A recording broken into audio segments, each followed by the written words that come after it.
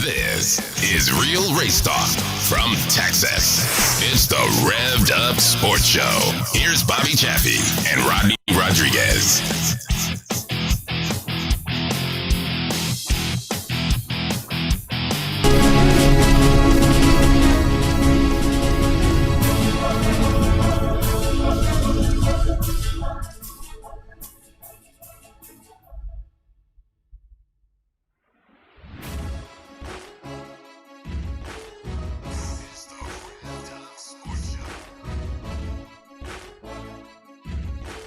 It is that time again. Hashtag Real Race Talk from Texas. This is the Revved Up Sports Show. We get you set and get you excited. Got a hell of a program tonight. We're about to hit the hotline. And then later on in the program, we're going to hit the hotline again a little bit later as we're going to talk to Bill Lester. And that's going to be some hashtag Real Race Talk right there. Coming off a busy weekend in racing, just lots and lots of stuff happening. It is like we are back normal, back in business all over again. And speaking of that, before we do that, Bobby, how are you, man? Not too bad, not too bad. Just trying to get through another day, another Monday, if you will. Absolutely. Got the feed up, so we're going to try to keep track of some of the Facebook questions coming up tonight. So I know that I expect it to be hot and heavy, wild and crazy. Going to be good. We don't mess around. We do it in style. Speaking of do it in style, let's go to the hotline. And we bring in Gina Shile-Knowles. Gina, when you text me when I get a text from you and you say, hey, can I get some time? It's like, uh-oh, something's happening. How are you? I am good, guys. How are you doing? We're doing well. We are doing well and just motoring along here. We always ask everybody good through the virus and stuff. I know we've talked since all of this happened, but everything's still good? So far, so good. Knock on some wood. Absolutely. Definitely. So what you working on this evening? Well, I'm actually at the racetrack we're working on the ticket office and doing some, facial things to the track. She's looking pretty. Nice. Looking mighty fine. Nice. That's awesome. She's a little anxious, I think, for us to get back here. Ready to get going. Absolutely. I can feel her anxiety because I feel it. I feel it.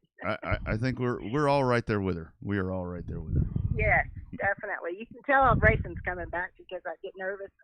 I feel like I'm running out of time to do everything. I had plenty of time, just couldn't do anything until now. Yeah, exactly. All right, Bobby. Goes, huh? Sorry, go ahead, Bobby. All right, Gina, so every time you join the show, you got big news. What's the big news you got for us today for coming up for the 20th? For the 20th, I did hear from NASCAR, and we will be sanctioned. There were some possibilities of it not being able to be sanctioned and not being able to fly the NASCAR flag because of COVID-19, and they were still working through some things for the short tracks. But we've got the thumbs up. We've got some restrictions and some new paperwork to sign, and I'll get with all the racers on that, but we're good to go. Advance is on board. We're naming the race. We're a little late coming out with the official poster. I have Xander working on that for me, and it is what it is. We're bringing it, here in the last 2 weeks. We're just ready to get back to racing. I did work out a few things. Did I interrupt you, Bobby? No. We're just listening, taking notes. Sorry. I did work out a few things for the racers. For the first 3 races, we will have a special rate at the hotel, the official hotel, which is the Holiday Inn, the Intercontinental Holiday Inn on JFK Boulevard. I know it's y'all's favorite place. Oh, we know her. Parties happen. We know her. They recognize us when we walk through the door. That's what I hear. I hear that's the spot to go after the races. But they're going to have a special rate for us for the first 3 races of $49. Wow. A night.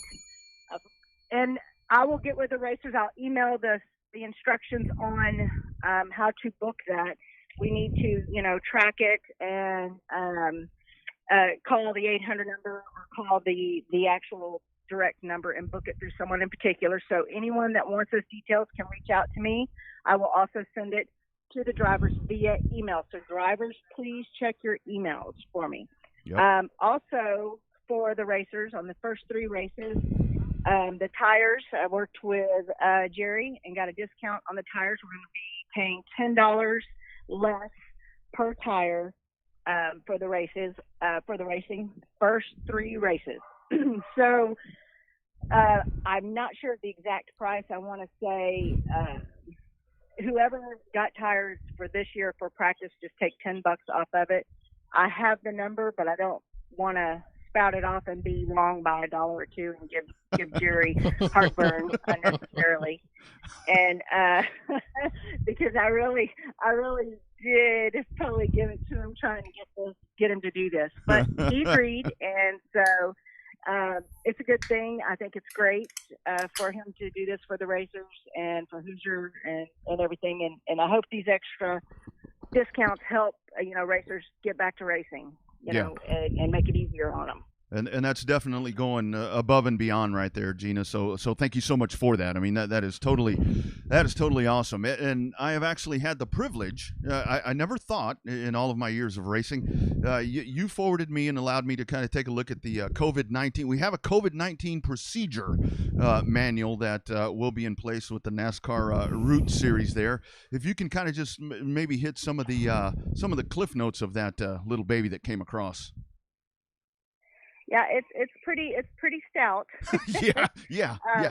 It's pretty interesting, but we've got some sanitization to do to the cars when they come out of tech.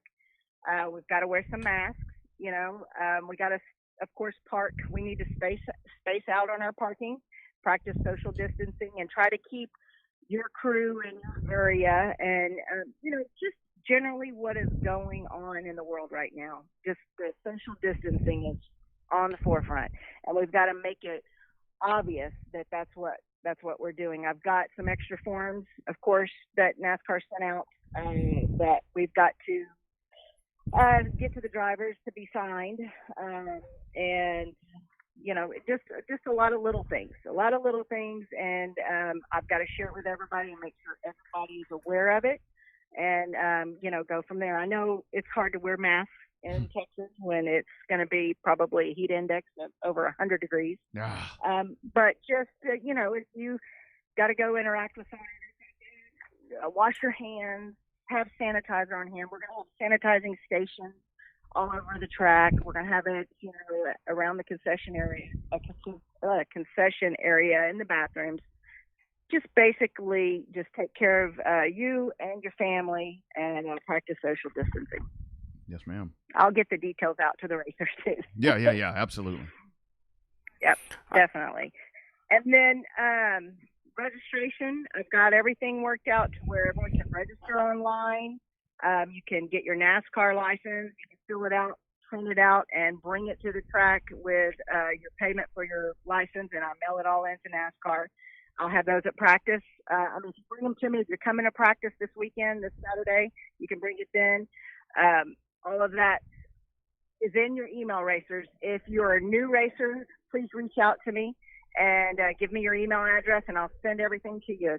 Everything's automated online. You can prepay for practice. You can prepay for race day. You can prepay all the pit passes and write a name for who that particular pit pass goes to, and they can come collect it and we'll call, which will be at the new ticket office by the flag at the entrance to the racetrack. When you're walking into the racetrack, the building there on the right-hand side by the flags, all the flagpoles. Nice. Everything will be there, and we'll have a will call. So I'll explain all that in the emails too to the racers. So racers, again, check your emails. If you haven't gotten anything from me, reach out to me, and I'll make sure you get something, and you can do everything electronically. Mm-hmm. If anyone wants to prepay for race day, or fans included, not just racers, fans, you can, whatever, you can go to prepayraceday.com and fill your card up, pit passes or, general admission, whatever. You just put it in the cart and pay for it. It asks for names and everything whenever you reserve a pit pass or a general admission, whatever it may be. And we will have all of that in the ticket office at will call, ready to go. Wow. Dang. Yep. And it's That's pretty awesome. simple. It's prepayraceday.com. And I went ahead and got racedayprepay.com too, because I kept getting confused when I would tell people the .com. Yep. So I just got them both and tied them together. That's how you do it. That's how you do it. Especially when you're old like me and you can't remember. Yeah. I got a little CRS myself. Yeah, you don't have to agree with me, Rodney. No, sorry. I meant myself. But that's it. That's it, guys. Practice Saturday.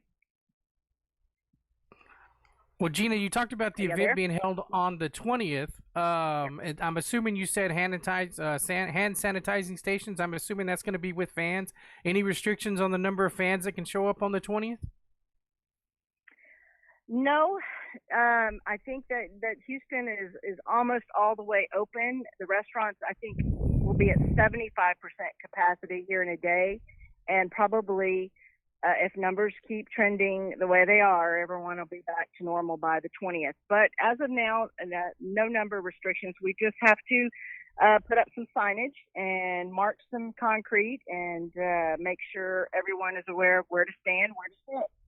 Yeah, absolutely. And I think that's one of the things, Gina, we've kind of talked a little bit also about some other stuff, and we're seeing tracks not necessarily in Texas, but just kind of around the country that are opening up and doing stuff. And it's totally, I mean, I know we all want to race, but I mean, there are still restrictions in place that we need to think about. So, I mean, I think the key is going to be we need to remind people, and I'll do it throughout the evening, don't pile up on top of each other out there. Right. It's exactly. Respect people's space. Yeah. That's all you got to do. Yeah, and that'll be a huge key. But Gina, as you mentioned, one thing definitely want to clarify that concessions and so forth, all of that will be normal. I know a lot of places haven't been able to do that or have shut that down, but everything, food, Cokes, beer, all of that good stuff, just as normal. Just as normal, yes, sir. And we will have dollar beer, dollar hot dogs back this year. Oh, my goodness. Yes, we can thank Mr. Ed Mann and Sonic for the deal on the dogs. Sonic? And then Pip, and Pip at the racetrack, Pip helped me out and hooked me. We got hooked up with the beer distributor, and we will have Michelob Ultra can for $1. Huh. Yeah. Sounds like fun. Yeah. Absolutely. We had Bud Light, but Bud Light didn't sell now, so. But we're starting out. At least we have a $1 beer, $1 hot dogs. We're getting there. That's it. Yep. So, Gina, what you got going for the Father's Day stuff out there? Got anything up your sleeve? Or are you going to let that stay till you get there for Father's Day with all the dads having that special day the next day? I don't know. We're gonna have to save something for the show. We got to save something for a surprise. Yeah, there you go. That's exactly how you do it. It was really hard to plan to do a lot of things when you didn't know what you could do, and at the same time, when you've got a big event, you need to plan when you've got things to do to make it work. So it's just this big catch-22, and we're just, we're going to make plans, and we're going to have a good time, and we're going to watch some damn good racing. Absolutely. It's going to be awesome. Asphalt. That's right. That is exactly right. One last thing, Gina, I love the press release. If you want to elaborate just a little bit, so some flyovers are going to be happening. I mean, we need stuff like that. I mean, we just need really feel good things. And I mean, how much more, American pride can you get than something like that, where folks out, the number one spectator sport in America, out doing that, and then you have something like that. That's a great get right there. Right. Yep, we have some fun things, and we've got some, students from Kingwood High School. We're going to honor the seniors that graduated. We've got a special, guest singer, Rodney, that is a friend of yours, coming out. And so we've got some fun things planned. We might not be doing everything that we will have happening on the July 4th race, but, July 4th is going to be even bigger. Oh. Looking forward to it. The main thing is we're just going to be kicking asphalt in Houston. That's the most important part. That's right. Yes, sir. I'm ready. Yes, ma'am. So are we. Gina, always, anytime, you've got an open door right here whenever you need the forum. Again, guys, watch for the email. Be looking for everything there. And please, please, please Follow the damn directions. Follow the instructions, you damn racers. Yes, sir. If you see someone walking by taking a picture, you just slap that mask on, or be washing your hands or duck or whatever. Yeah. Super important. Yeah, absolutely. Absolutely. Thank you, Gina. Keep working hard, girl. We love you and appreciate you. All right. Thanks, guys. I appreciate it. You bet. Take care. Y'all stay safe. Yes, Wash ma'am. your hands. Yeah, got it. There's Gina. She at the racetrack painting, and got to get the wash your hands in there. That sounds like she's been doing her homework. I think so. So basically, if you need the Cliff Notes version of what they're going to have the rules are, the stuff you see happening on Sunday is the stuff that you're going to see happening Saturday night on the 20th. Yeah, and I mean that is totally. I did. She sent me over the. She sent me over that notice in the handbook just to kind of give it a double check. Just extra set of eyes between her eyes and mine. That's 8 eyes that got to take a look at it. And actually, it was no. What would that be? Yeah, 8. It was actually 12 because I had kind of whatever. But and there's lots of things in there. I mean that they are, and NASCAR has to do that. I mean, you saw it since Darlington fired back up, and I mean it's the stuff that has to be in place. NASCAR's a big conglomerate, and it's across the board. I mean, they treat it equally all the way across. Yeah, it's a good thing. The thing that surprised me the most was the Holiday Inn. I'm telling you, I hadn't intended on spending the night down there, but for the price of that hotel room, I might not get to indulge in the partying as much, but definitely might end up staying now. Well, I'll tell you what. I will tell you what. I guess that is Father's Day weekend, but even after what we've just been through here with all of this, I have a funny feeling that this Holiday Inn parking lot situation is going to be just a tad bit livelier than the last couple of times as we'll get ready to get after it again. Of course, that is coming up next Saturday, June the 20th, out at Houston Motorsports Park, the Texas Short Track Racing Series, the Tallahassee Derby. That's what I'm calling it. I don't know if that's actually the original name for it, if that's still in place, but that's what I'll call it. Bobby, your thoughts yesterday, Atlanta. Abrasive surface. We saw those guys getting after it. We had all kinds of stuff happening this weekend. We can touch on the Cars Tour. Actually, maybe let's work on something, do the Cars Tour where we can get a more in-depth opinion at some point or report. Your thoughts on Atlanta? I thought Atlanta was a good race. I wouldn't classify it as a great race. There were times that within that 500-mile stretch that second on back was pretty decent racing. Kind of felt bad for Clint Boyer with that setup, kept taking out the cords of the center section of that wheel, or the center section of the tire, rather. But it was a good race. I would not call it a great race. I am more looking forward to Wednesday night show underneath the lights at Martinsville. That's the best thing that I'm getting hot and heady and ready for that one.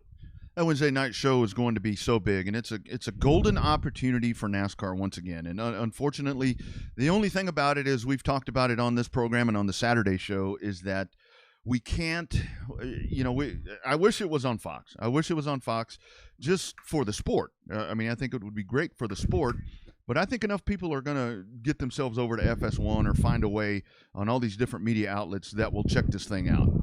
Mm-hmm.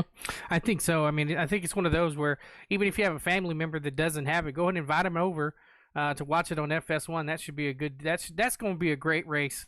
I have no doubt about that. Although, granted, the IndyCar race that we thought was going to be great didn't have the lackluster performance that we thought it might. But then again, it was really, really hot. So yeah, absolutely. So a really good week there. Then you have the Cars Tour, and that is something that race at Ace Speedway has come up just time after time after time. Jacqueline had Josh Berry on, who was an integral part of all of that as well. That was just a little bit earlier over on Instagram Live, but.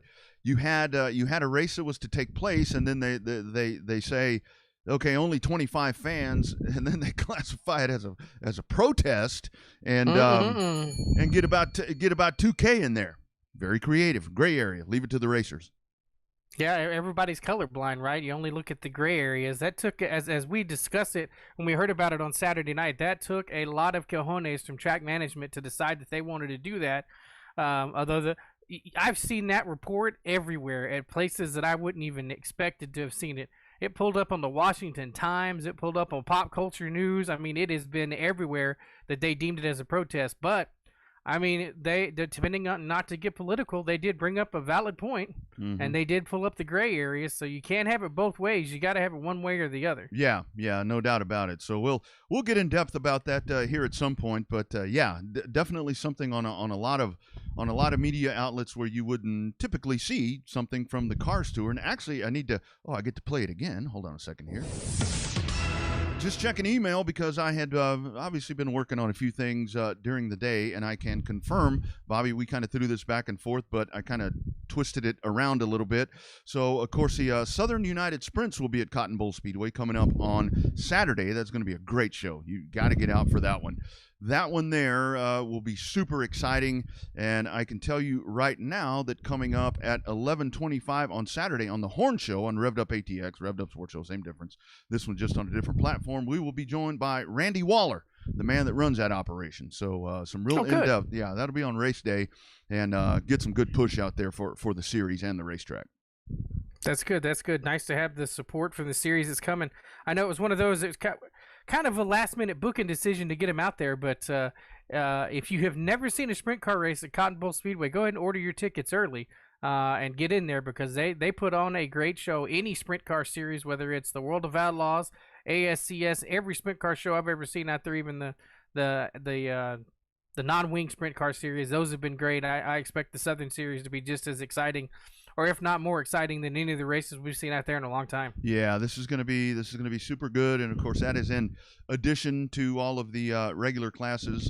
South Texas, I believe, is racing as well, but Cotton Bowl here for us in this area, this General Austin area, this corridor here, that is going to be some really, really good stuff. So again, Randy Waller, it'll be right around 11:25, the second segment there on the Horn Show. Of course, you can catch that on the radio at hornfm.com or on the Horn app. In your app store. It's totally free, so check that out and give them some support as that gets ready to happen on Saturday. Did you see, Bobby, the little Twitter rift yesterday between Denny Hamlin and Corey LaJoie? After the race is over, it started out fun, but as it typically does, it got a little serious.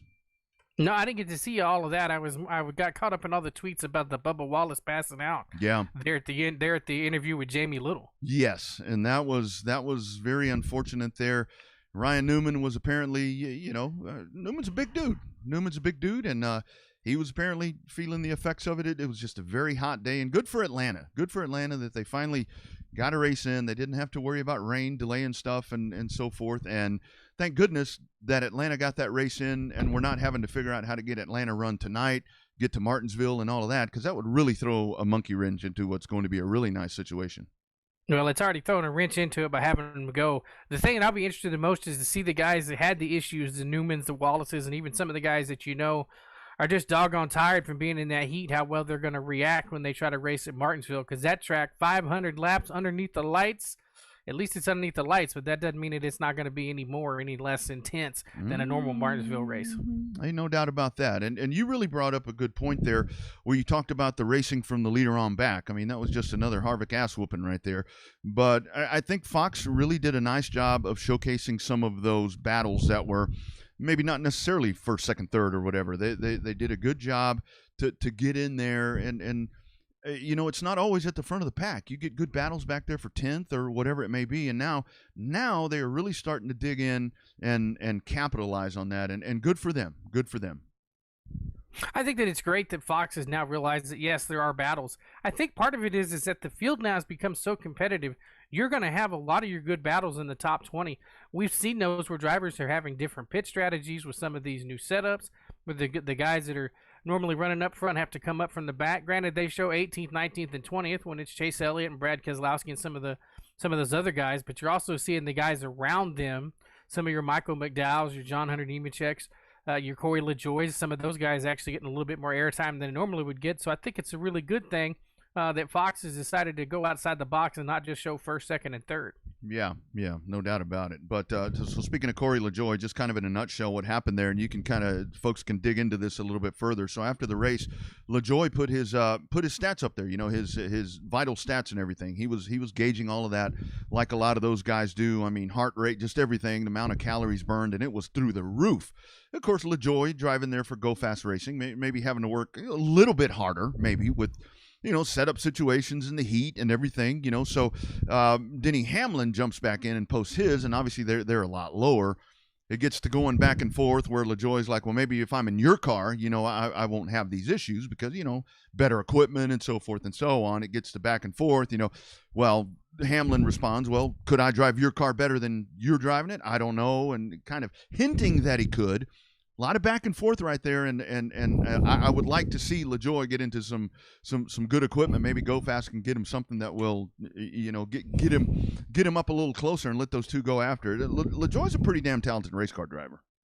He's getting the most out of the equipment he's got. Granted, Go Fast has that relationship with Stewart-Haas, but it is not the best equipment. It was definitely not going to be the level of equipment if that's ended up being where Cole Custer was going to go instead of replacing Daniel Suarez in the 41. But there's a small alliance. But, it's funny about Denny Hamlin. He is always polarizing. He's always getting into it with somebody. I don't know if that's just a mental aspect of his game. That's how he likes to play it. Or that's just the way that it works out. He's always got some kind of beef with somebody every time. Well, a lot of it is, to get into the psyche of your opponents. And Darrell Waltrip did it extremely well back in the mid, 70s into the middle 80s there, where he was just so good. I mean, he pretty much won the 85 championship from Bill Elliott by just talking a lot of shit and, backing it up as well as he could. But, that's super important. But Hamlin, you're right. I mean, Hamlin does that extremely well. But he and Logano, man, those guys, they stir the pot up just a little bit, but they back it up 9 times out of 10. Yeah, actually more like 14 out of 15 instead of 9 times out of 10. Mm-hmm. Put a little higher ratio in that. But those guys, they tend to rub people the wrong way. Both their competitors and the fans, they're both pretty polarizing. I can't wait to get to TMS to find out exactly what, even with a lower fan count. Can't wait to get to TMS to see how many boos some of these different drivers get versus the last time we were there. Yeah, absolutely. Oh, my goodness, get to do it again. See this? Our man, Joe Ed Bowers, who works closely with David Starr. We had David Starr on this program just a couple of weeks ago. He jumps on here, sponsorship coordinator there for David. David's going to be racing. David will be on track June the 10th under the lights. He'll be driving the number 53 Chevrolet over at Martinsville. There you go. You heard it right here first. How about that? Breaking news. Not a better place to have it broke than on the Revved Up Sports Show. So glad to see him. Glad to see David under the lights. If anybody can make a good run at Martinsville in any kind of equipment, David is one of those guys that can make that happen. Yeah, very, very good dude. If you missed that interview that we had with him, go back to RevvedUpSportsShow.com and you can catch it there. All of our archives were there, and go back and listen to that. That's a very passionate gentleman right there that's done it for a very, very long time. So that tire wear that we saw yesterday, Bobby, I know a lot of folks probably piling on Goodyear right about now, and I mean, that's a very, like we said, that track hasn't been repaved in I don't know how long, maybe since the reconfiguration, but you're going to see that happening on a hot day like that. And I don't think that people need to be beating up on Goodyear quite as hard as some might be. I don't think they needed to. I mean, Goodyear made a choice with the tire. To me, it was almost the somewhat the perfect alternative because you had it. It was soft enough that it was still going to blister, but it was hard enough that it would last into the run because other than a couple of drivers, you could tell where they were slipping and sliding. The guys that were loose and were burning off the right side tires, burning off the left front and the right front and the right rear. There we go. Those guys were having the issues with it, but I think that the tire itself was not so much the problem as it was the guys that are doing what they're supposed to do, pushing the limits of the cars and equipment. Yeah, you get in there and you just drive the hell out of it. And when that race started, I mean, you had to know that Harvick was going to be a factor, and he did. But that last run there, you could just see how much better they were. I mean, they got on the last run, and he takes off, and obviously they're racing for second place. I mean, he was just so good at that racetrack, and wins another one, man. And Harvick really hitting his stride, man. It's so impressive to watch him. So many drivers, as they tend to get a little longer in the tooth, they go backwards a little bit. But Harvick's been the exact opposite. He's gone through the roof since he's gotten a little bit older. Well, he's been through the roof nonstop since he got to Stewart-Haas. I think that's made the biggest difference with him is that he's got to Stewart-Haas. But yeah, I mean, it's nice to see, and and it doesn't seem to still take it for granted either. That's one of the good things that I've noticed about Kevin Harvick is that he doesn't take it for granted. I mean, when he puts an ass whooping on somebody, that's he knows it. But I mean, I think it's a good thing. Definitely was exciting yesterday just to watch him. Can he hold it? Can he hold it? Can he hold it? And lo and behold, man, he sure did. Yeah, absolutely. Really impressive win there for Kevin Harvick as he picks up another one at Atlanta Motor Speedway. So coming up here in just a little bit, we'll talk to Bill Lester, and we'll ask Bill about this. But NASCAR, once again, just on point with everything that they have done throughout all of this. I mean, handling the pandemic and the return of pro sports, which they spearheaded. Folks don't really seem to be giving them the credit that I really think they deserve. But before the race, you've got Steve O'Donnell there addressing everyone in the cars. They stopped them. It was even more eerie with the stadium empty right there at AMS. But I think NASCAR really jumping ahead there. You saw Roger Goodell, the NFL thing, everything that happened on Friday night with the NFL doing what they probably should have done a couple of years ago. But NASCAR, once again, just spot on, and you take that, and it's a very genuine effort by NASCAR, and I think it was well received. I think it was too. I also feel like that way the front stretch made the difference. It's one thing to do it on pit road. I've always thought that when they do the halfway break there at the 600, that they need to be doing that on pit road, not on pit road, but on the front stretch. But it was a really good showing from NASCAR. Really good efforts, I think. To go ahead to put the issues that are in front of everybody right on the forefront there at the start of the race, and I think all in all, I think most everybody was positively received by everybody. Yeah, and it is something that is so very important. I mean, I mentioned I'm going to talk to Bill here. I'll mention this to him again when I talk to him. I mean, even myself, my life in racing. I think a lot of folks when I meet them, and folks, just stuff that I do when folks ask, so what are your hobbies or whatever, and obviously it's like racing always comes up, and I do get weird looks, and I think the last name, I mean, it's like I love what Suarez said yesterday. I mean, Suarez was just really good with that.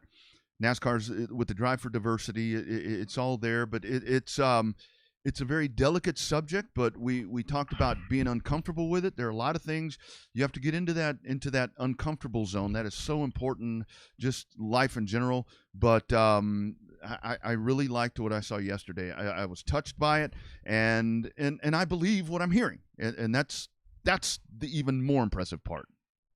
Yeah, they did an exceptional job, I think, all in all. Even the teams, Fox did a great job themselves. That Jeff Gordon speech there at the beginning was actually very emotional. Yep. And you could even hear him trying to choke up there at the very end. It was a really, I think it was one of those. I think it might have even been written by Jeff Gordon. Mike Joy did a good job as well. So the Fox broadcasts have been on point.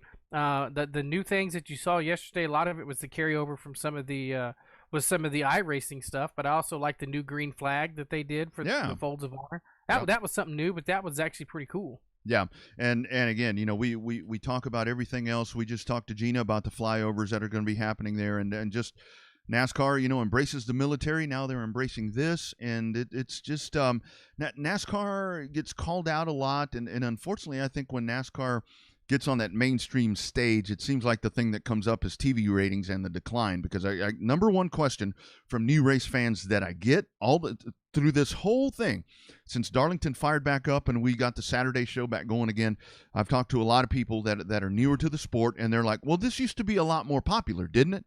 And if folks realized what this sanctioning body does, and even IndyCar did a really, really good job as well on Saturday. I think folks would appreciate that a little more. Yeah, I think they would too. I think the way the IndyCar handled it, IndyCar was the first place to show you exactly that you can go ahead and travel and still make this stuff work. Yeah. I don't know how many teams flew to Atlanta from Charlotte, but it's a drive. It's not that far. Yeah. But you notice it here. The teams it's started to expand here within a little bit. They're going to go, start flying to Indianapolis and stuff along those lines. So we'll start to see everything open up even more than it has here in just a little bit. Yeah, absolutely. And we talked about coming up on Wednesday, that Martinsville race. Of course, that was supposed to be obviously back in May is when we thought that we were going to finally get to see that Cup race under the lights, but now we do it on a Wednesday night, and once again, this is where you hope that these teams are geared up and ready to go. And You want this is the one where you want the drama, and this is maybe the one where you do want, and it's totally possible where maybe you do want a little bit of that. You hate to say aggression because you don't want guys to run each other over, but you maybe want them to lean on each other a little bit because you're going to have Just eyeballs. a little. Yeah, you're going to have eyeballs on this that can transcend the popularity back to where we all want it to be. I mean, because all the Wednesday night races have been really good. They have. Darlington was exceptional. The Charlotte race, despite Chase Elliott kind of kicking it into gear there in that final segment, the Charlotte race was actually really entertaining. And this is going to be the last midweek race for a while. Mm-hmm.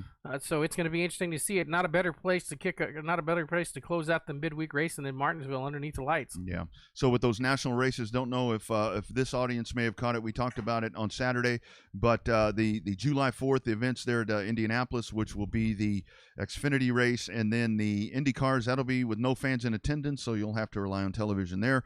Roger Penske has made it very clear on social medias and into mainstream media that when Indianapolis pops up in August, early August, that he fully plans to have that joint packed. Well, that's good. So they have confirmed that the Brickyard 400 is going to be run without fans. Yes. Or is it just going to be just the Xfinity and the IndyCar race? As far as I know, all that I saw was the Xfinity and the IndyCar is the only thing that I saw official. But I may have missed something, and I do miss things. But with the 500, and we talked about it on Saturday, you have to have people there. I mean, you've got to have it. Yeah, I mean, even if you can only fill the place halfway, you got to have asses in those seats. Yeah, without a doubt. That's one of the races that has to have fans, even if it's halfway around. The allure, NASCAR did a really good job running the 600 without fans. They did a great job. The difference is the Indianapolis 500, they go above and beyond.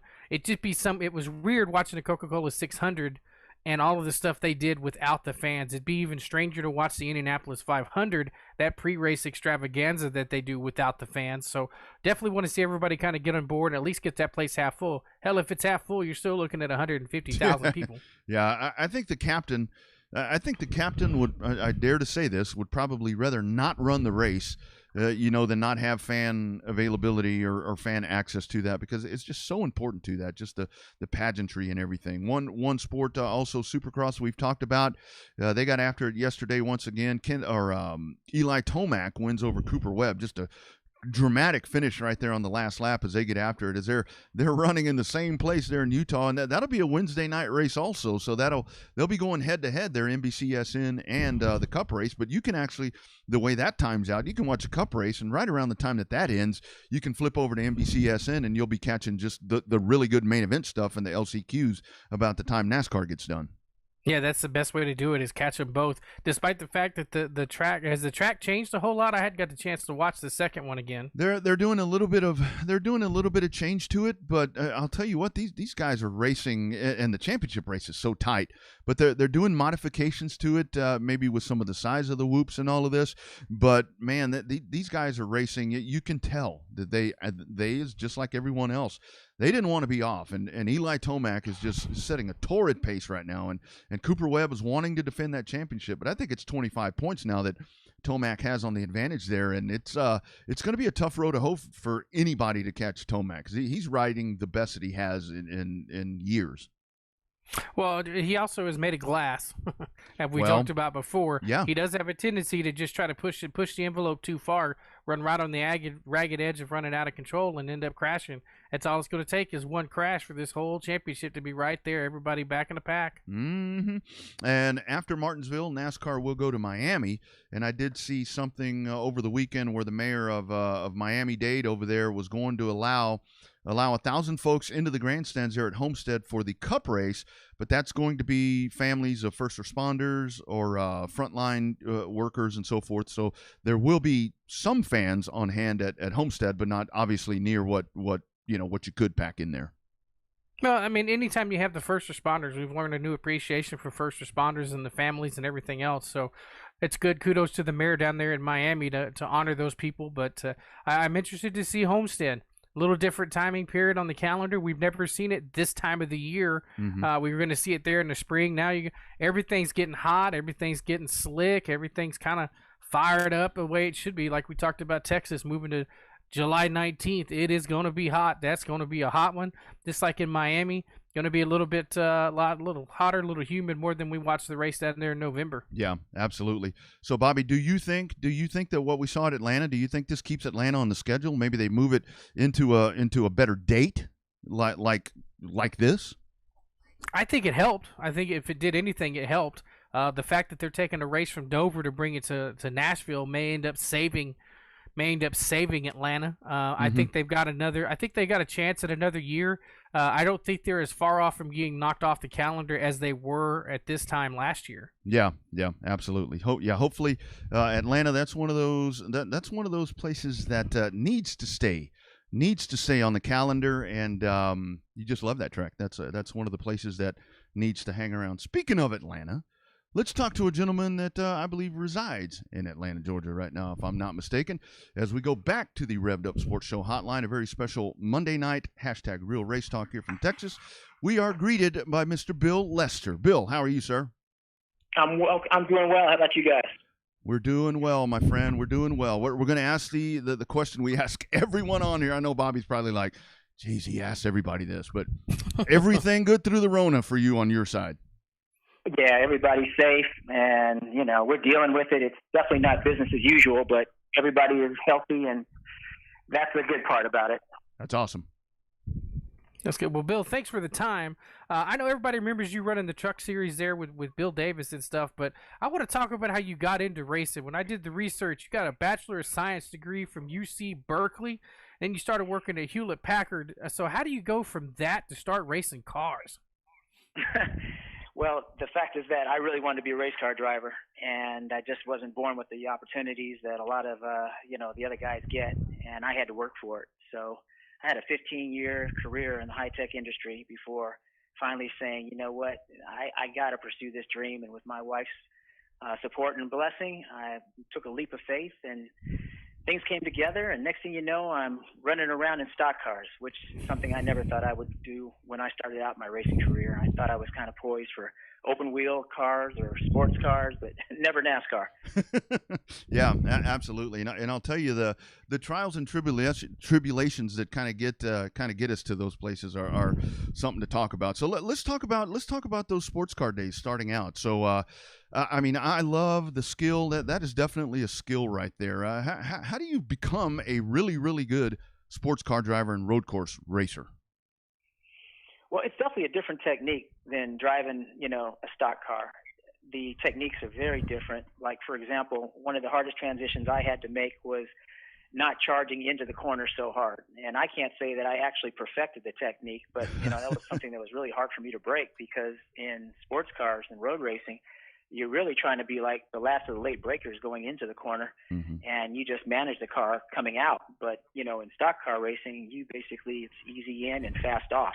So that was something that was a real big transition. And, from the difference of the two types of cars, stock cars are so much heavier and less responsive as far as, their nimbleness than a sports car or an open wheel car is. I mean, especially in open wheel cars, open wheel car does just about everything you want to do exactly when you want to do it. And a sports car is kind of a derivative of that. And, a stock car just wants to go fast in a straight line. You're wrestling with it, trying to get to go left. Yeah. So Bill, you talked about trying to go from, you thought about going to Indy cars and ended up to stock cars.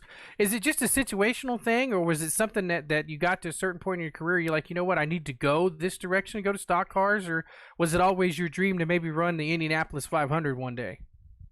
Well, that's kind of where I thought I was going early on, the 24 Hours of Daytona or the Indy 500, but definitely not the Daytona 500 or Talladega 500 or anything like that.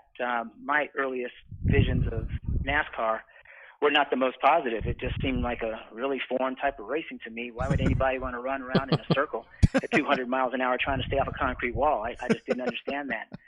So, my thoughts of racing a car are kind of like an extension of driving one, which is you turn right, you turn left, you upshift, you downshift, you accelerate, you brake. You don't drop it into fourth gear and, just try to hang on. But I saw where the growth of the sport was going, and it really changed my perception of really where I wanted to go.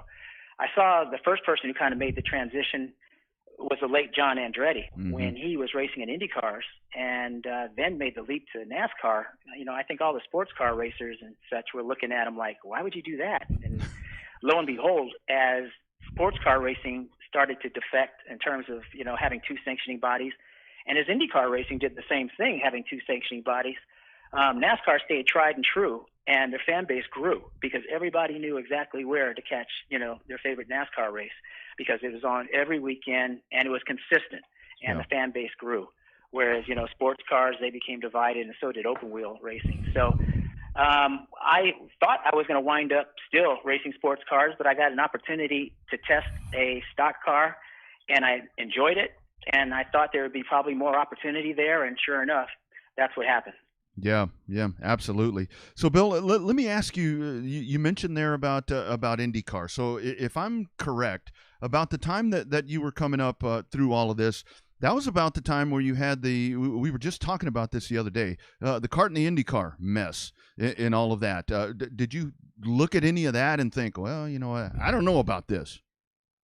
Well, I was pursuing a CART opportunity before they split, before it became CART versus IRL, or Indy Racing League. Yeah.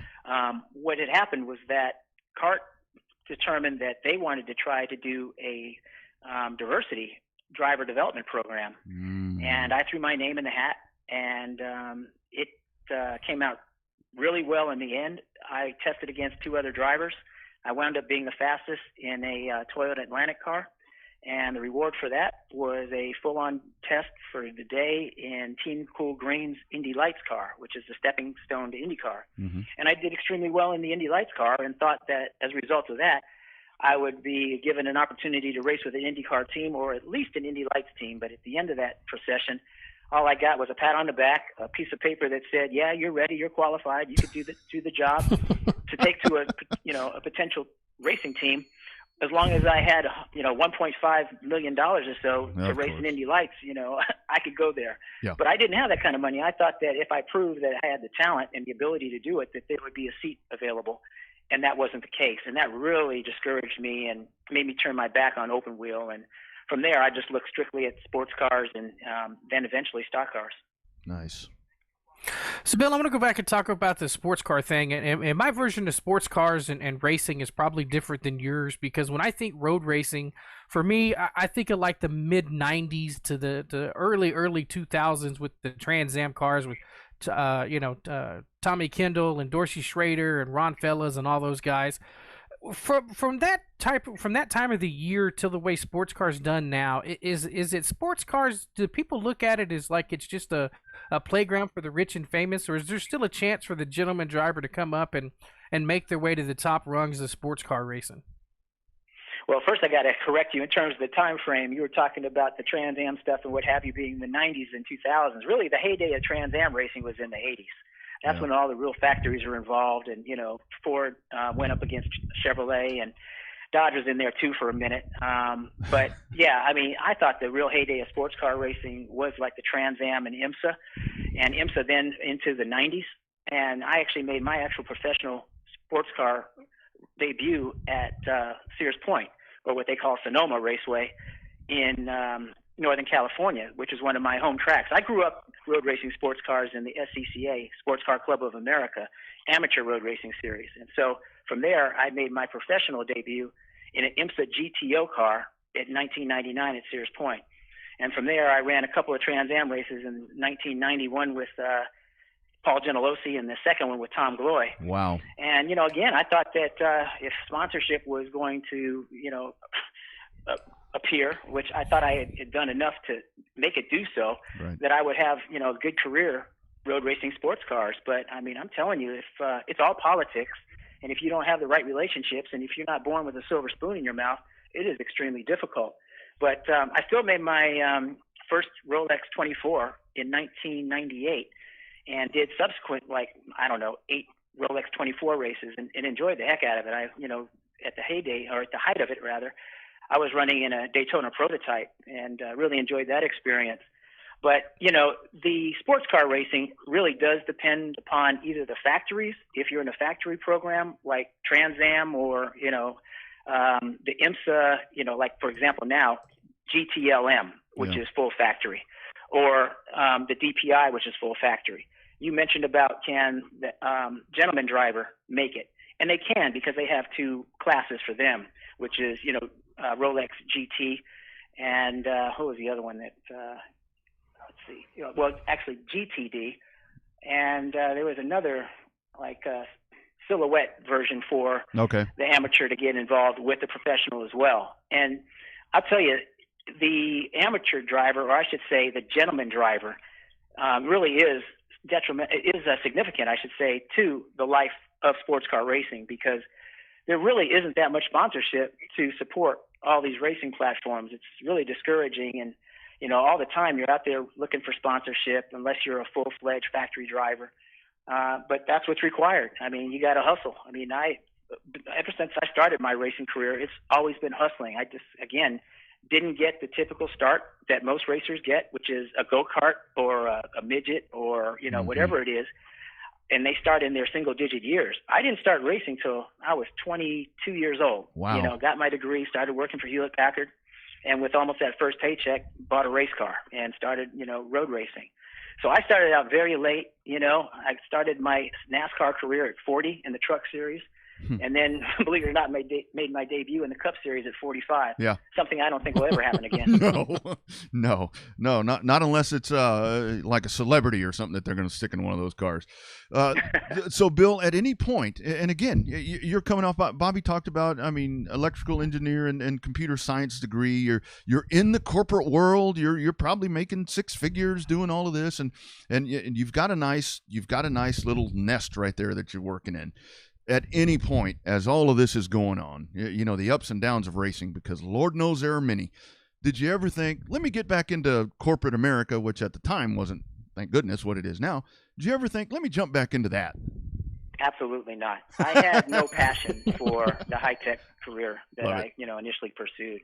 The engineering degree and the career in high-tech was a means to an end. I wanted to be a race car driver. It just took me 15 years to become a professional at it, and so my story is one of, perseverance and persistence and determination and overcoming obstacles and networking and getting out of your comfort zone and all sorts of different things that I applied to allow me to be successful. And I didn't turn my back at all, or look back, I should say, at going back to high tech. And, even once my career was over in racing, I was so glad that I never did it, because I was so much happier, even struggling, to stay on the racetrack with the dollars that were necessary. Then I would have been, just pushing keys, on the keyboard and doing, management reviews and going into management meetings for software development and all that kind of stuff. Yeesh. I was good at it. I just didn't love it. It wasn't the thing that I looked forward to when I got up in the morning going to work, or the last thing I thought about when I went to bed. My mind and my heart was always into racing. So, like I said, with my wife's blessing and support, she allowed me to take a leap of faith, and she believed in me. I believed in myself. And after 3 years, essentially, of, frolicking around, that's when I got the number 8 Dodge with Bobby Hamilton Racing and got in the Craftsman Truck Series program, or as I should say now, the Gander Outdoor Series. Yeah, the Gander Outdoor.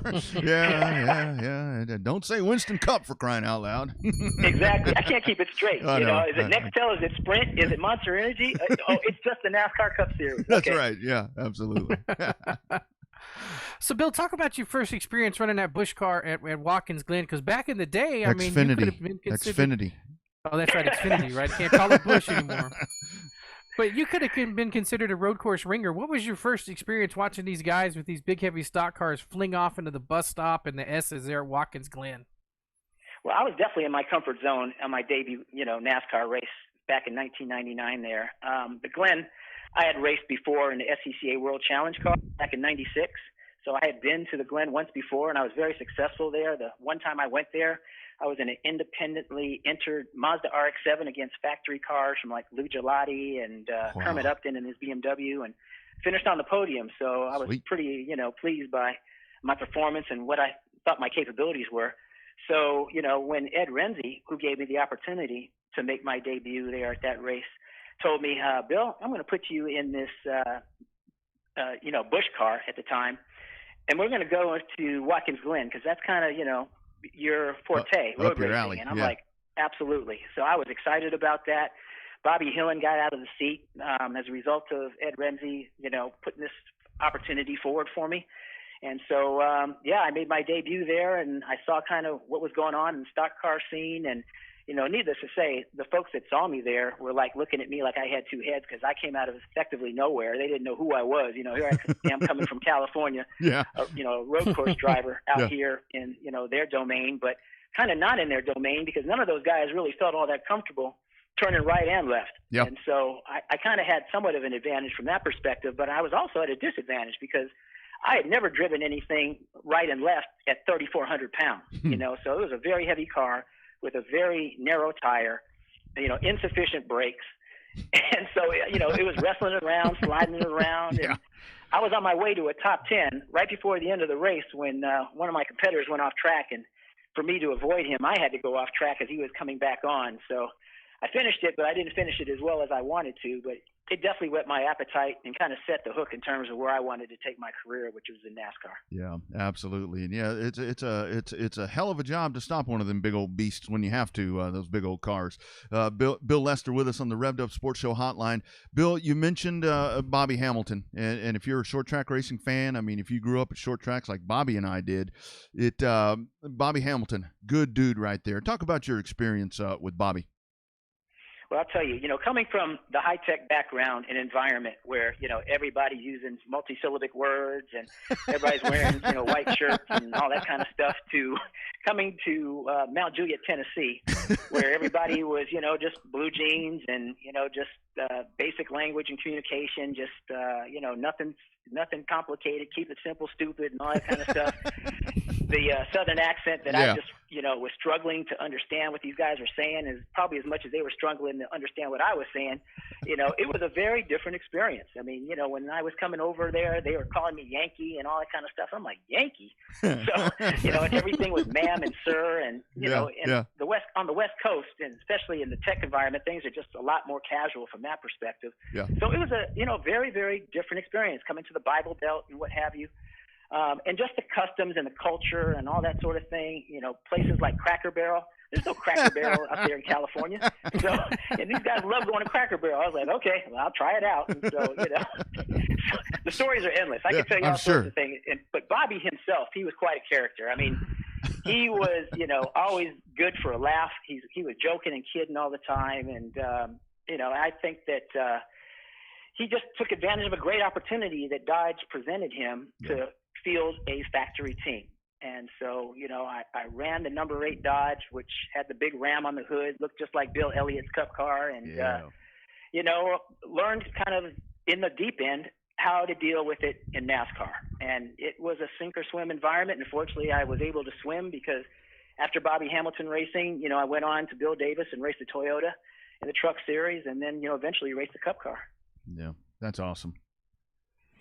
Yeah, but Bobby, he was very instrumental in helping me with the short tracks. You mentioned the short tracks, and I just used to always overdrive, Martinsville and, the other, short tracks that we hit on the circuit, because I was always going in the corners too deep, hoping that, these little itty-bitty brakes and this, narrow tire Get it to catch. was going to stand up to my abuse, and it wouldn't, at Martinsville, for example. Bobby was notorious for lifting at the start-finish straight or start-finish line or right beyond it, where I was trying to, start hitting the brakes right upon turn-in into the corner. So my learning curve was steep, and it was never a natural type of, rhythm for me.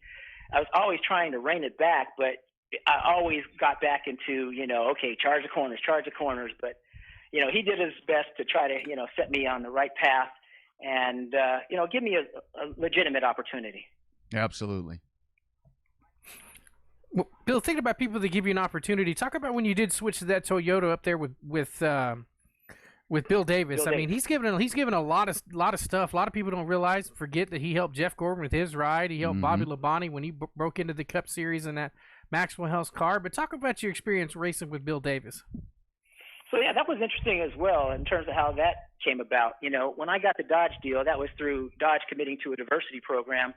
The Toyota program was not that. I had to do it on merit. And the way that came about is that I was in a awards show as a presenter with Kyle Busch to present a diversity in the industry award to Mike Helton. And so as it turned out, just by coincidence, I got to sit right next to Jim Press, who was at the time the CEO of Toyota USA.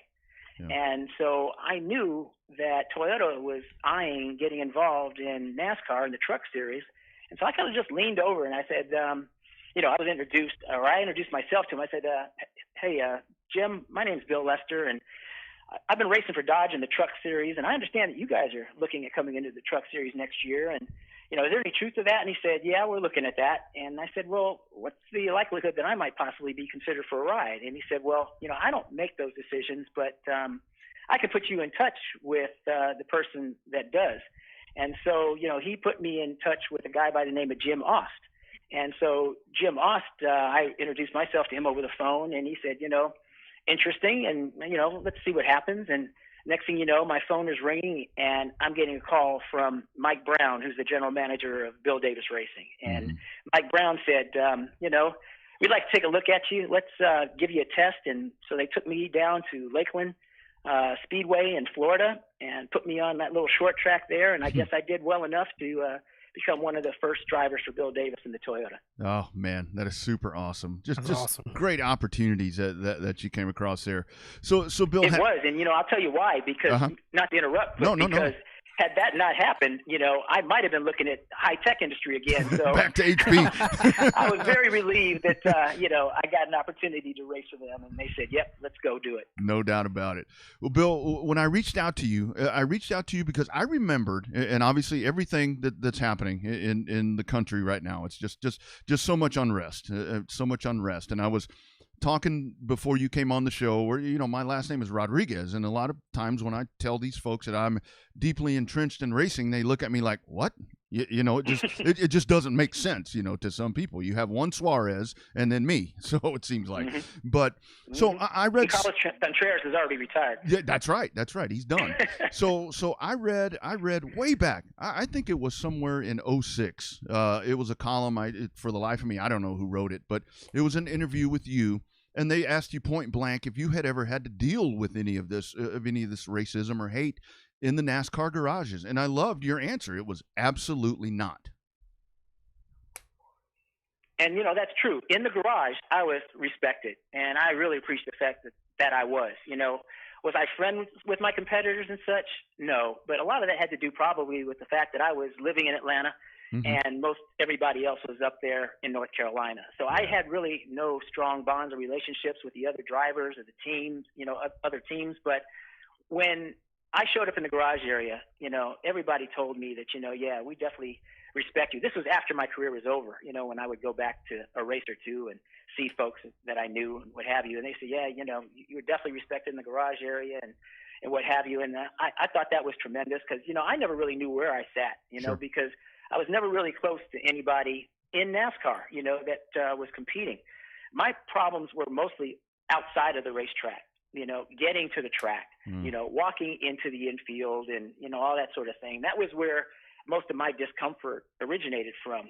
And, seeing the Confederate flags and, just knowing that conversation stopped and fingers were pointing at me and what have you, that was difficult and was uncomfortable. And, I hope that changes sooner rather than later. But yeah, once, the folks that were in the garage area, once I got there, I was just one of the guys. Yeah. That's great to hear. All right, so Bill, let's go back to your return to sports cars after you got a chance. You came back, you got to drive that the Riley Daytona prototype there for Southard Motorsports. What was it like when you came back to Grand Am, or well, I guess to sports cars? Just because there was it seemed like everybody at that point was talking about wanting to get back together, but they never did. Talk about your return to the sports car racing. So I realized that my days were numbered in NASCAR because, again, it's all just driven around sponsorship and, funding. And, I wasn't any spring chicken at that point. I wasn't quite the target audience that most of the Fortune 500 companies are appealing to with their audience, right? I'm already mid-40s and what have you. So I saw the writing was on the wall, and I definitely wanted to still continue racing professionally. And my first love was sports cars, and so Grand Am was definitely a destination for me. One of the people who was really significant in helping to pave the way for my return was Jim France. Jim France has really been a huge ally of mine in my career. And so he, helped me make the transition to road racing again. And so I met Steve and Martha Southard and raced with Shane Lewis my first full year back in Daytona Prototype. Prior to that, I raced with a team called RVO, Rock Valley Oil Motorsports, and Roger Schramm. Really great organization or operation out of Illinois. They were pretty much glorified amateurs. They weren't doing it like full time like Ganassi was and all that kind of stuff with deep pockets. But we had a great time. I mean, I had some of the most fun racing when I was with RVO because it was just, hey, let's go have some fun, And so after a couple of races with them, it basically was half a year in 2007. In 2008, that's when I raced full time with Southern Motorsports and that organization. And then in 2009, I went with the Orbit Daytona Prototype program. And then 2010, I was with, let's see, it was, oh boy, now I'm on the spot. Well, it was Peter Barron, and his program used to be Samax, but then it became, boy.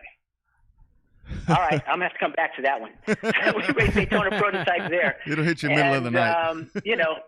A real good driver I had as a co-driver was, oh my gosh, now I'm drawing a blank on him. This is sad. I guess I'm getting long in the tooth. Oh, it catches up to us. Ryan Dial was my teammate there, and we were on the podium at Daytona there in the Daytona Prototype, and that was a lot of fun. So then, Daytona Prototype became less of a venue because, again, the sponsorship, and so I was able to then in 2011 race a GT car with now Corvette factory driver Jordan Taylor. And he and I won at VIR, Virginia International Raceway, in 2011.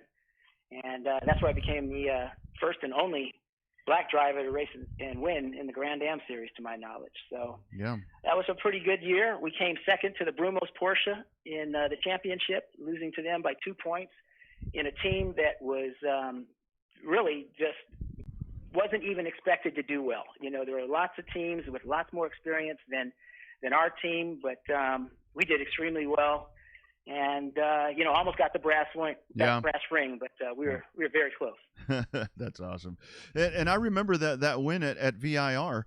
That obviously Virginia. I mean, that's Wendell Scott.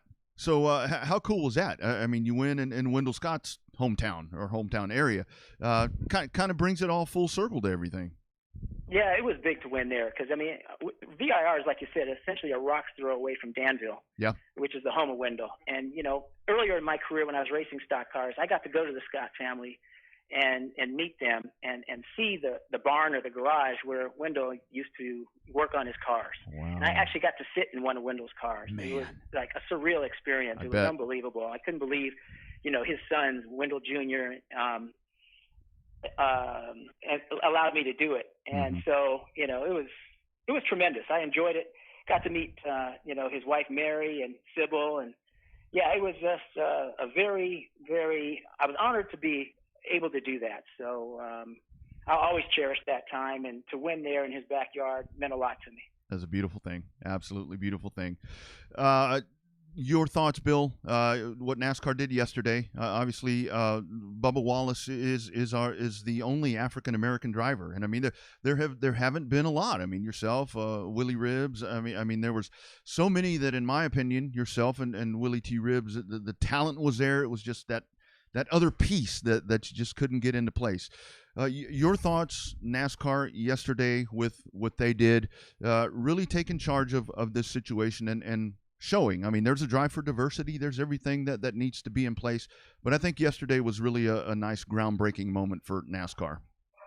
Well, you state that very eloquently. The fact is that NASCAR didn't have to do what it did. Right. So I commend NASCAR for doing what, putting that program together and taking the time to recognize, the injustice, the inequality, the racism and such that our country is dealing with. Right. And so it was a huge wake-up call, especially for their audience, to realize that, NASCAR recognizes what's going on, and nothing can be accomplished without at least first identifying and recognizing that there is a problem. And so, what Bubba and Jimmy and, Dale Jr. and the rest of the guys, Chase and what have you, they all did, went a long way, I think, towards waking up the fan base and indicating that change is going to potentially be in the air. Now, when I say potentially, I don't know. Right. I hope that change actually occurs. But, talk is cheap. It's all about the actions. Actions speak louder than words. And it's a matter of what NASCAR does now going forward to really be inclusive. When I was racing, back in the mid-2000s, I don't believe that NASCAR really jumped in with both feet. They, stuck a toe in the water and they did what they had to do to, satisfy some constituencies. But I think now, or I hope now, they're serious about really being a conduit for change. So, I wish I had a crystal ball or a Ouija board and could tell you what the future holds, but I can't. Yeah. I just hope that they are sincere in their efforts and that it's not a situation where, they raise their hand and then the next thing you know, they're gone and away in the night, and nothing changes. I hope this is the beginning of marked change that in the future, years from now, we can look back on it and say, this is when NASCAR really walked the talk. Mm-hmm. Yeah, I really think it is a time for the sanctioning body. I mean, especially getting back to the first series, the first pro sports series to dig out of the pandemic and get stuff happening. And now with this, what we saw yesterday. But it's like you say, the action has to happen, but very, very admirable. I like what I'm seeing. Hopefully it continues to move forward. Yeah, I just think, the biggest thing is that they didn't have to do anything. Right. And the fact that they made such a, poignant statement speaks volumes. So, let's see what's next. Let's see what's right around the corner and, how they roll out, hopefully, objectives and action plans and, deliverables, marked, measured deliverables that really move the needle. Yes, indeed. Very well said. Very well said. Lastly, Bill, what do you think of these? What do you think of these shortened down Cup races? We're seeing 500 kilometers instead. We're seeing weekday racing. We're going to have, for crying out loud, we're going to have Martinsville on Wednesday night. What do you think about this kind of shaking stuff up? Whether it's a have to or want to. I kind of like some of this stuff. I enjoy it. I absolutely enjoy the new format. There's no reason that they have to go through, all these practices and the qualifying and stuff like that, because while, yes, they can make some fine tuning and adjustments, that's a whole lot more resources being expended, that don't need to be, because what most people, may or may not realize is that for the most part, these races are won and lost in the shop. Yep. Before these cars are loaded onto the haulers. These engineers know everything about what to expect once they unload these cars. They know the ride heights. They know the aerodynamic platform. They know everything about it. They are on their 7-post shaker rig, their pull-down rigs. They've run the simulations. They've done all the shock data and all that kind of stuff. They know what gear to run, et cetera, and so on. So what's been going on in the past is just, the race was just the result of the telemetry and all the, the research that has gone on back at the shop. Now they can just forget all the preliminaries and just let's get right to it. That's it. Let's just get it on and get the program in and out.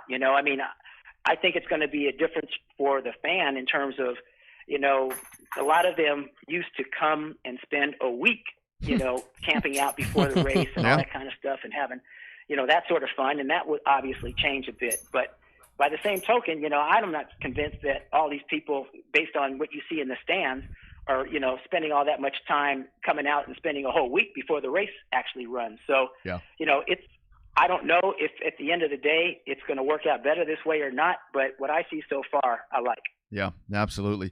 Bill, how do you keep yourself busy these days? You're not behind the wheel. I think you could be. So what's day-to-day look like for Bill Lester?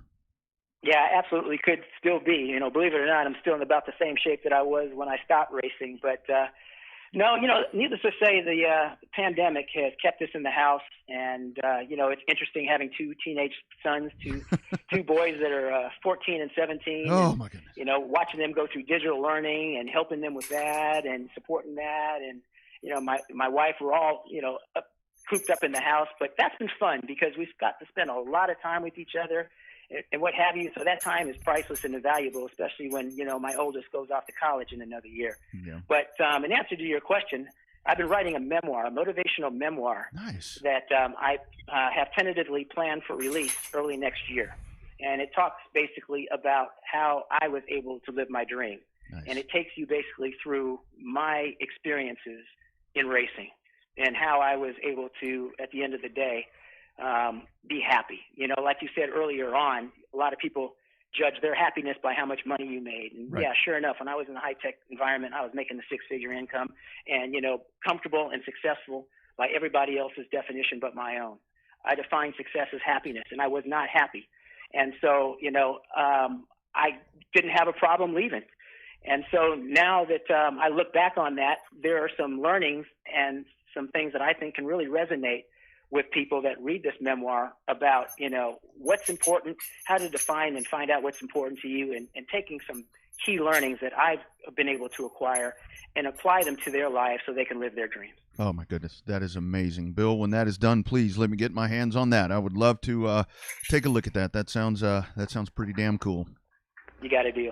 Hey, so, I'll trade you. I've got a 20 and an 18-year-old girls, for crying out loud. I'll trade you. Oh, no. I'll take the boys. Yeah. You know what?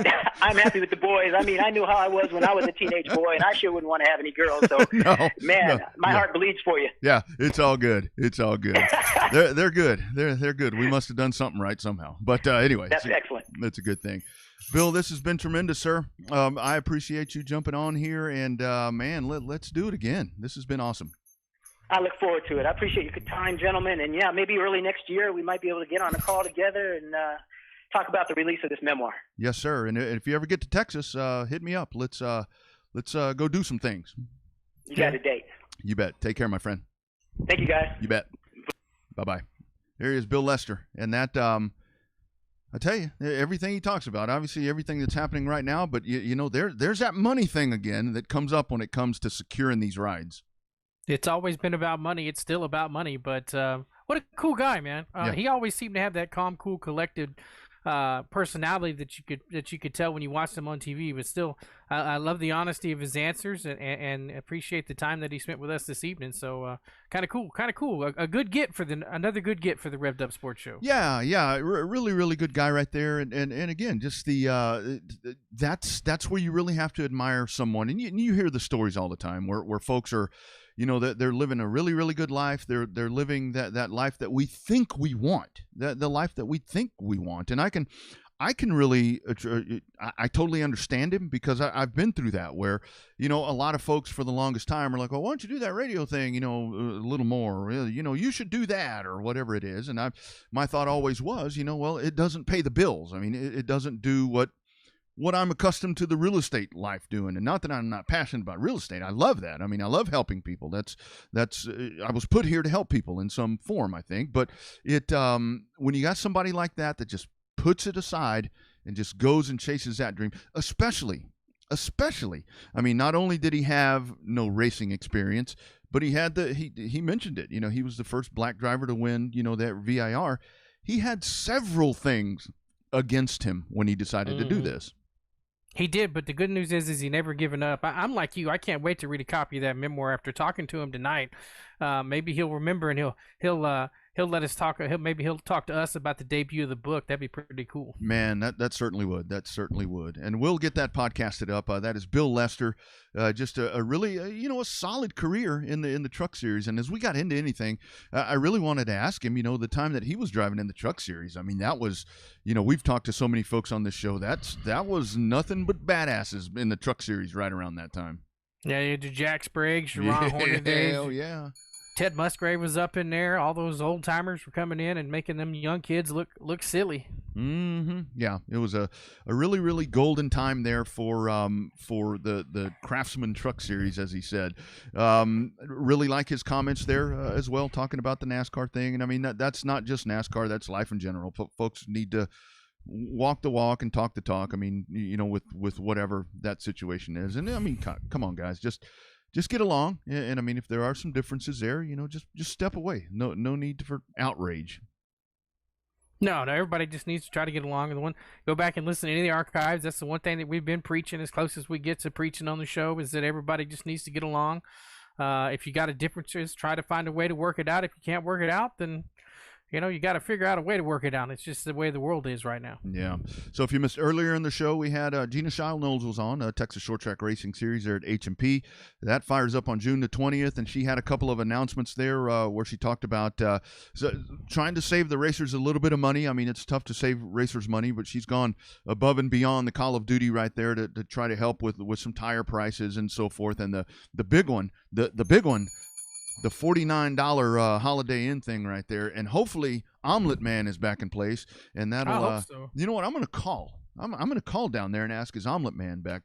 Seriously, the last time I was down there, dude, I don't think you were down there for this one.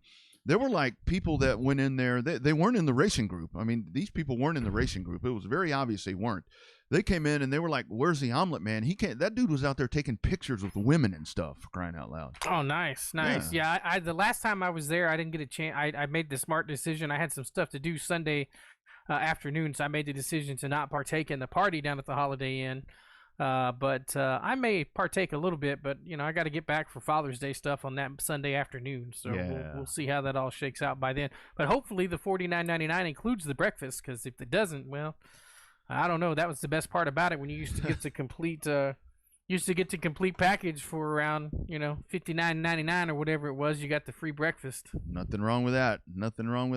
Coming up on Saturday, and actually just maybe a programming warning, Bob, or programming alert, I guess it should be.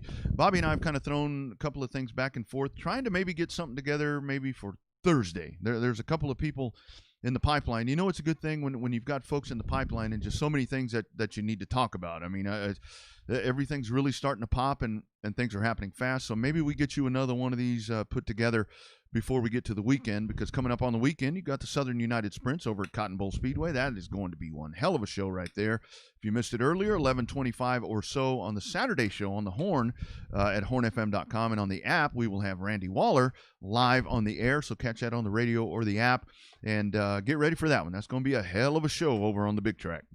Well, the good news is we just found out two things. Number one, our buddy Kerry Stapp says the omelet guy's gone, which is sad. That's pretty sad. And then the other way we found out, our buddy Bruce Wright said that he could be the omelet man and he'll bring the grill. So Bruce might not even go to sleep. He can start cooking omelets about 6 o'clock in the morning. I was going to say, that dude starts grilling briskets and fajitas at 3 in the morning, for crying out loud. So, yeah, maybe that will be the new omelet man over there will be Bruce. Although I kind of wonder about him sometimes. He tends to get a little excited when he starts firing up that grill. But if everything turns out good. But that's going to be fun. NASCARHouston.com. Racers, be checking your email inbox, because that's where all of that information is going to be coming to you. Like I said, I looked at the COVID-19 handbook, and be prepared. I mean, it's going to be just a little bit different than it's been before, but of course, all of that is stuff that we need to be doing, so just do it.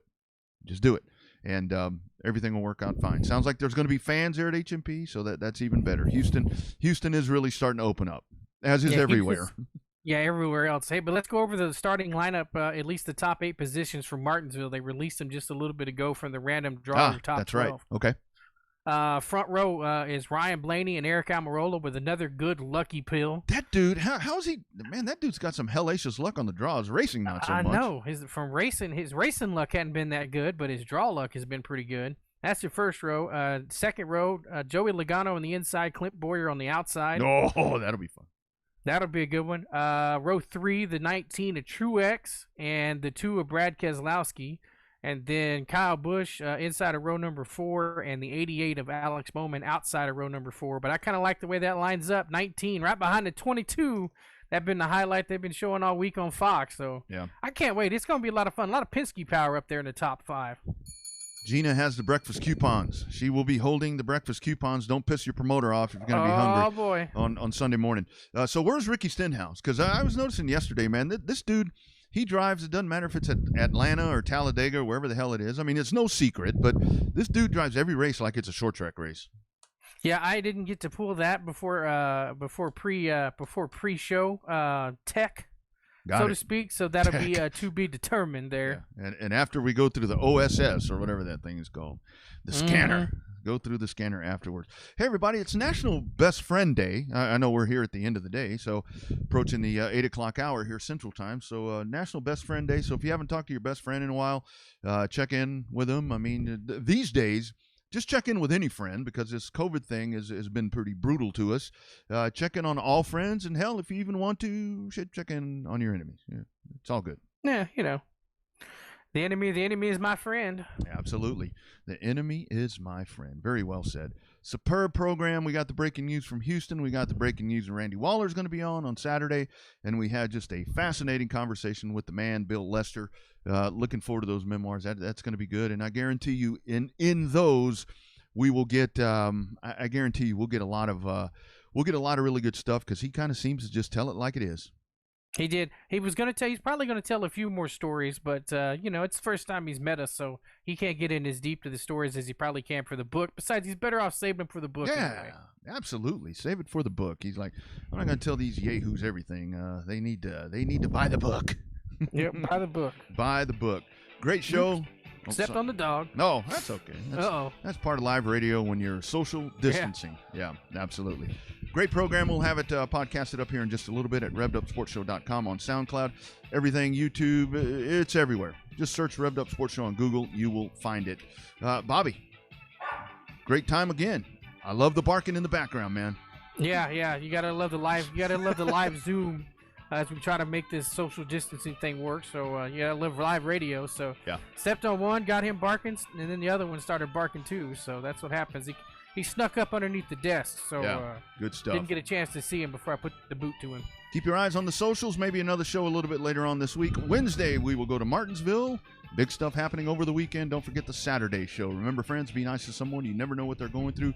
You're going to feel better as well afterwards. Let's just get along, damn it. #Real Race Talk from Texas. This is the Revved Up Sports Show.